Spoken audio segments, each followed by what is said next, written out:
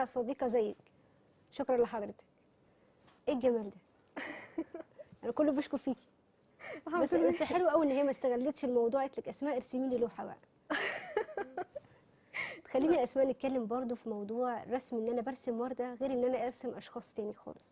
حاجه تانية اكيد ك... طبعا. كالوان، كوقت، كمجهود، بتفرق. مم. طب كلمينا ايه الفرق، او بياخد وقت قد ايه؟ طبعا رسم الاشخاص صعب جدا، لان اي تفصيله صغيره هتفرق في الشكل تماما. احنا يعني معانا اللوحه دي برضو ما اه شاء الله جميله جدا. انا شايفاها في ظل ونور، وفي تفاصيل تفاصيل جميله في جسم جدا، الانسان كل علشان حاجه. تبرزيه، والعضلات والبشره، اه وتفاصيل فظيعه علشان خاطر انك تعملي لوحه فيها كائن حي عموما، يعني مش بس الانسان. مم. يعني اي كائن حي بحيث بيبقى ان اللي محتاج يشوفها مجهود يحس ان هي جامد. هتنطق. ايوه. خلاص، ما فاضل لها بس ان هي تتكلم. ايوه طبعا. آه. طب حلو جدا. خلينا برضو خلينا برضو نتكلم عن الصفحه. هل لقيتي اول ما عملتيها لقيتي عليها تفاعلات كتير؟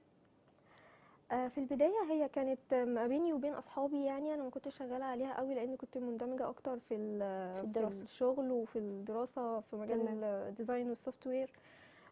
بس انا بقيت